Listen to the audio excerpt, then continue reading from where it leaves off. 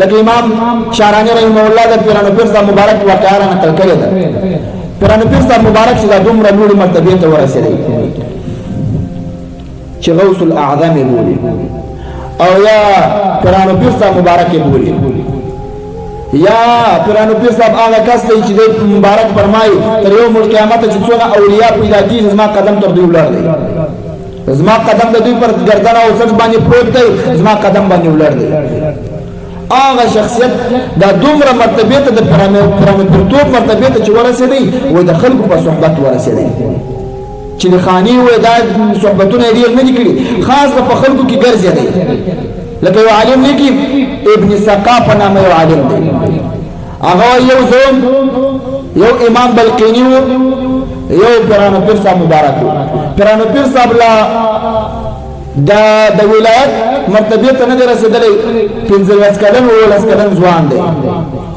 وای دا په علاقه کې موږ دا مشهور خلک دا عزم سره وکړي چې په علاقه کې ارزه د الله رب الجلال د رضا سره موږ د صحبت ته وکړو.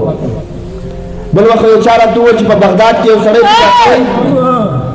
د غوث په نامه دی، خلق ډیر ملاقاتونه ورسره کوي، خلق صحبتونه ورسره کوي، د تصوف او د تزکیه او د معنویت لارې خپله کړې ده. و بیا مو دا مشوره سره وکړه چې د پنجشنبې په ورځ باندې به موږ تاسو درې سره دغه سړي ملاقات وکړو.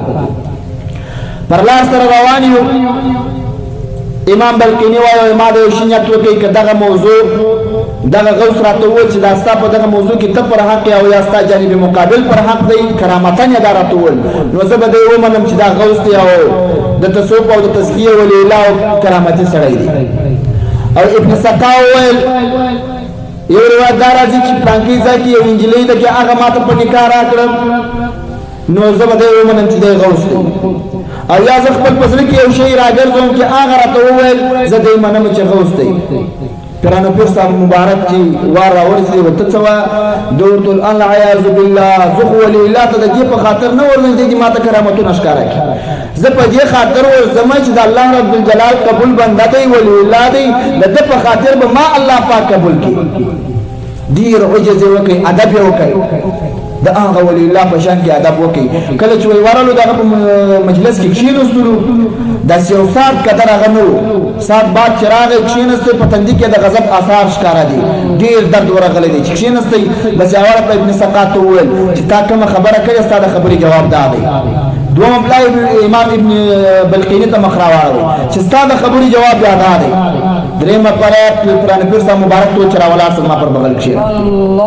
بیا دا ورته چې الله رب الجلال کمال درکوي، ولایت یې درکوي ستا د ادب په خاطر باندې او ستا د صحبت په خاطر باندې. دا چې پیرانو پیر صاحب هغه کس ځینې جوړ شوی دی چې د پیرانو پیر صاحب په مناقبو باندې خلکو کتابونه لیکلي دي. یو کتاب حافظ جلال الدین سیوطي رحمه الله د جلالین شریف نیم جلالین حافظ جلال الدین تمیمی جوړ کړی دی، یو نیم تفسیر بیا جلالین شریف د حافظ جلال الدین سیوطي جوړ کړی دی. دومره لوړ عالم د پیرانو پیر صاحب پر مناقبو یا بسته کتاب لیکلی دی.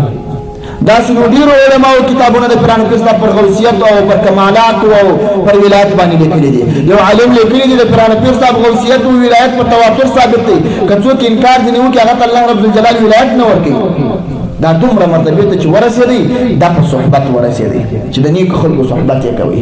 بس اوله باید د خپل کردار داسې جوړ کړي چې په کلي کې په وطن کې د داسې خلکو مجلسونه پرېښودل چې د هغه ستا په عقیده زخمي کوي، هغه تا ته د نیکو تعلیم نه درکوي.